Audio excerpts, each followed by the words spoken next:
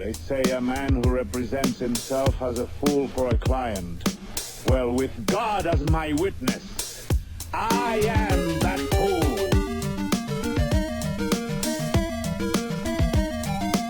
What's up, my wizards? Dev from SBMTG. Special thing for you today. A little while back I did the top 5 cards that we want in Eldritch Moon. Now, that video was fairly popular, got a lot of views, but also a bunch of dislikes because I messed up a rules question or two and I made a fairly broken card or two. But there was a lot of support in the comments for me doing another one of these videos, and you guys told me what cards you wanted to see most. You gave me ideas for cards and stuff, and overall it was a productive conversation, right? Basically, we're going to try and do that all over again, and I'll do the cards that you guys wanted to see a lot. There's a lot of support for a Legendary Werewolf. Everyone wants to see Liliana, and there's a bunch of other stuff too. I'm going to talk about a total of 6 cards that I've got sort of envisioned for you here, and hopefully they'll line up with what you've got envisioned. We'll talk about it at the end of the video in the comments section, but let's go ahead and try this out again. Don't screw it up, Devin. The first thing I'm going to start off with is the thing that everybody wants the absolute most by a lot, and that is the Legendary Werewolf. We're going to call this thing Ulrich Elite Guardian. Ulrich has already been referenced in other cards, and there's Ulrich's Kindred in Shadows Over Innistrad. And you get to see him in the background of Kindred there, at least I think that's him. But this is Ulrich Elite Guardian. He's a red and a green, that's 2 mana for a 2/3 Legendary Human Werewolf with Trample and Menace. And whenever a werewolf enters the battlefield under your control, you may pay a red and a green, his casting cost again. If you do, you transform him. He transforms into Ulrich Krallen Horde Alpha. He's a 3/3 Legendary Werewolf with wolves and werewolves you control get +1/+1, and if a creature you control would transform, you may choose not to transform it. Let's talk about the unflipped half first, Ulrich Elite Guardian. A 2 mana 2/3 is something we see a lot of in the format. I don't think that's too busted. And Trample is sort of a throwaway ability. It doesn't even cost a full mana, as far as I'm concerned, in design space. But Menace is a very good ability that I think sort of helps to push the unflipped side of this. The earliest you're going to flip this guy is turn 3. You know, turn 2 Ulrich, turn 3 Village Messenger, and flip the Ulrich. Which is not bad, but this thing flips well on turn 4, 5, and 6 as well. I like this as a combat trick alongside Silver for Partisan. So at that point you could always swing in and then Titan Strength, one of your wolves, that'll create a 2/2 token from the Silver for Partisan. Hey, look at that, a wolf came into play. Pay 2 mana, flip your Ulrich over and give all your wolves +1/+1 during combat. And that doesn't seem bad at all. But the #1 most requested thing as far as this Legendary Werewolf, and people wanted Eldritch Moon in a card. And the #1 most requested thing in both of those was that it allow you to not transform creatures that would otherwise transform. So I've slapped that on this guy. I think that it works really well, actually, because he'll transform, and then anything else that transforms for the rest of the game, you don't have to transform back. It's just very nice to not have to worry about the constant, oh my god, my guys are going to have to transform again with wolves. That's just nice to have that stability in a wolves deck. Overall, I think it's solid without being extremely broken or anything, and it would be playable in Commander, as sort of a wolf lord. Not bad at all. So let me know how you feel about Ulrich and what you would change, because I don't think that he breaks anything as far as I can tell, but is he good enough is the question.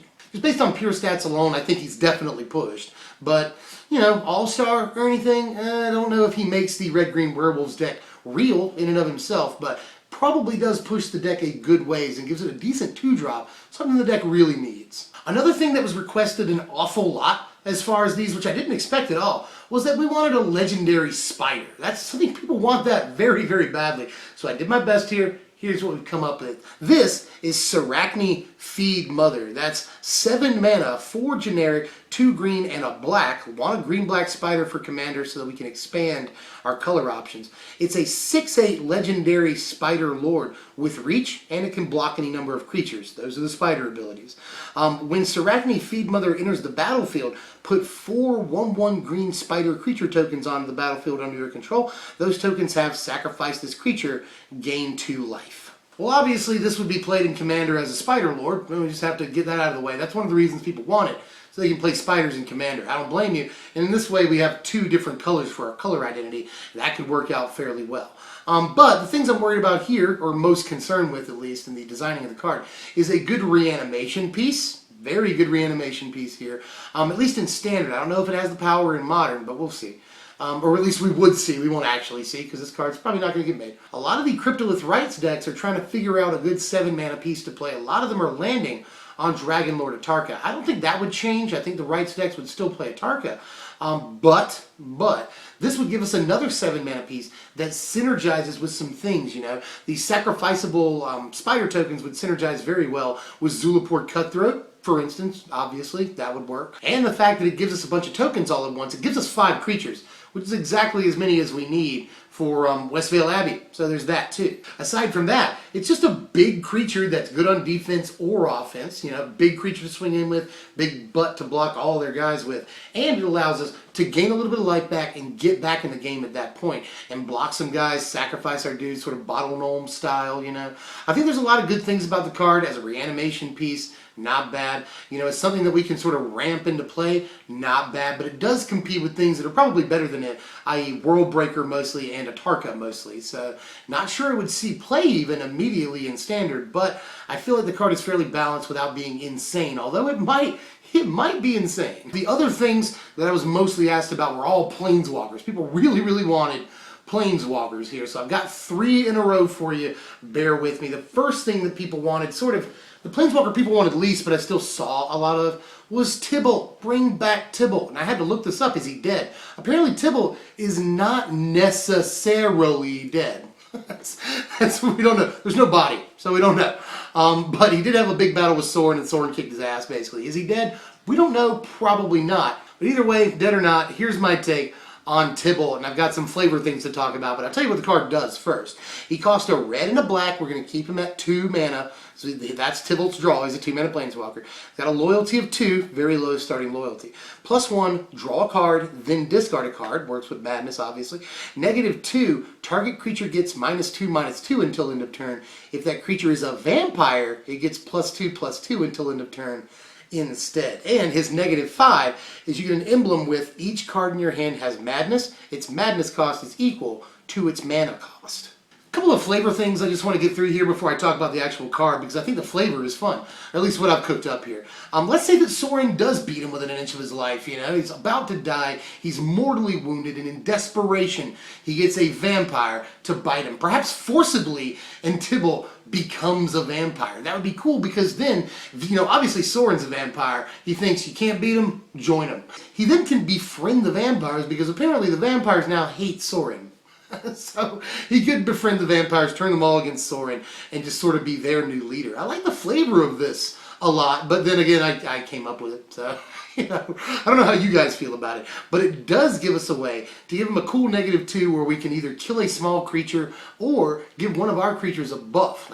I like the extra mileage out of that, and it makes his -2 not so boring. You know, if it was just, you know, -2 to -2/-2 a creature, that would be fairly boring.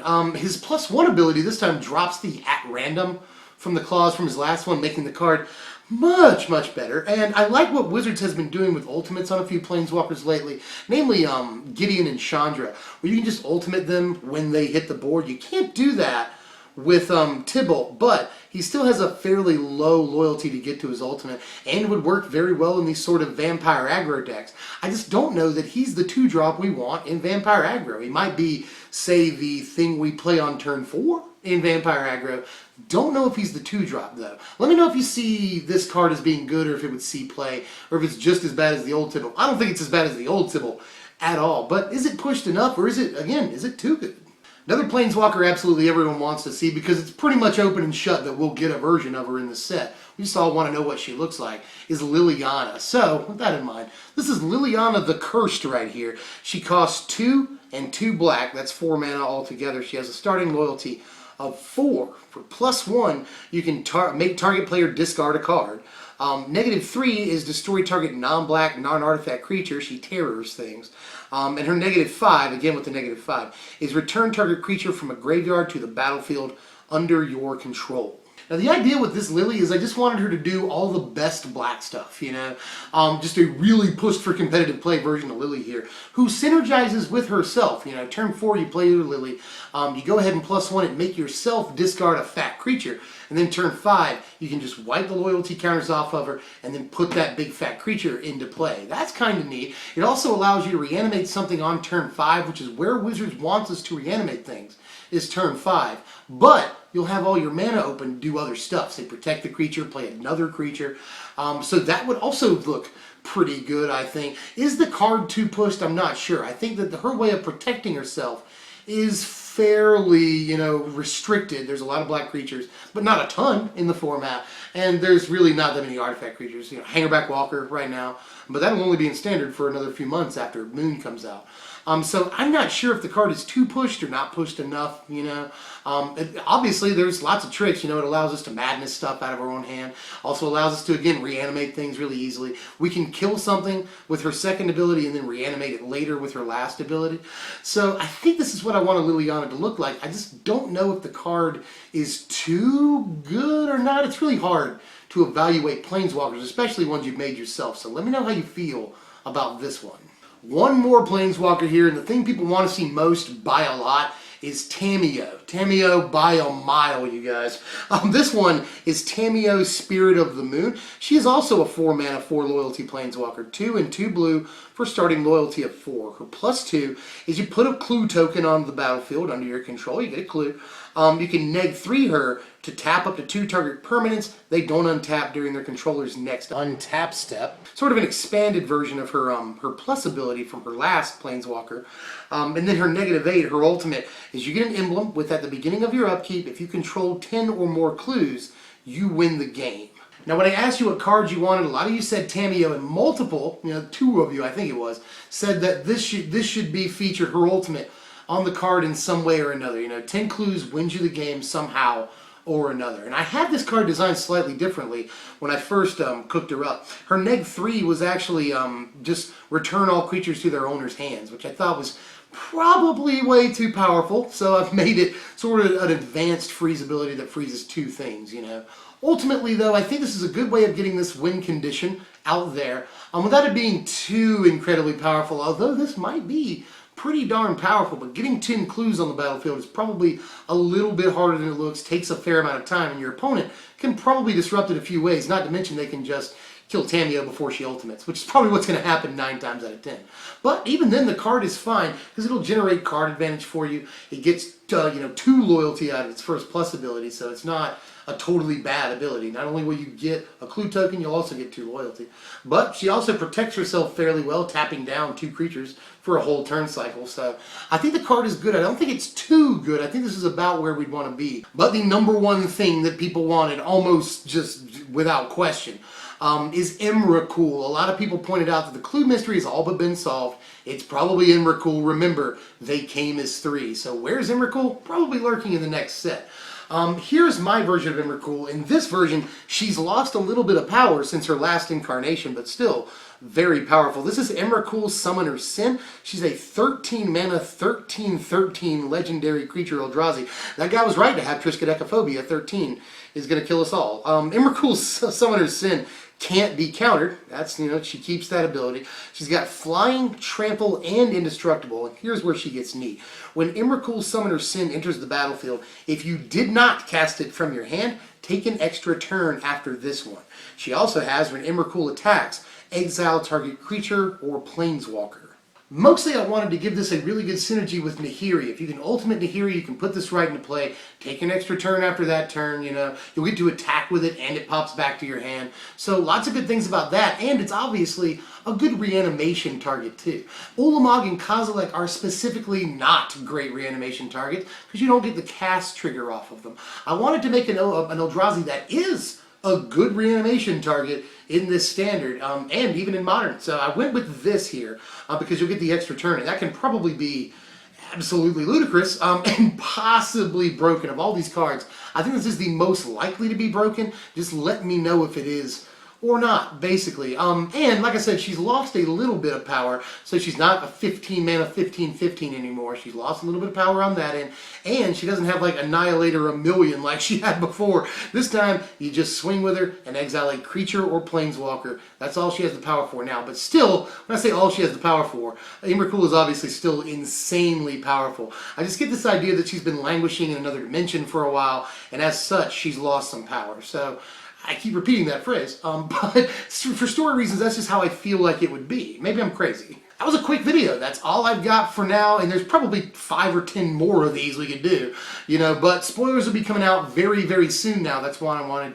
to go ahead and kick this video out. Hope I didn't mess up any rules or anything this time. I'm pretty sure I didn't. And I also hope that none of these cards are insanely broken or anything like that. If you enjoyed the content, I sincerely hope you did. Like it, share it, comment on it, and subscribe to the channel. And I'll see you guys later. Coming up very soon, I've got State of the Brunion. That'll be State of Standard number 4. That's where I give you the top 5 decks in Standard right now. So subscribe for that content and a lot more deck techs coming up. And Eldritch Moon spoilers. Lots of stuff happening very soon. So sub for all of that, and I'll see you guys next time. Thanks for watching, my wizards.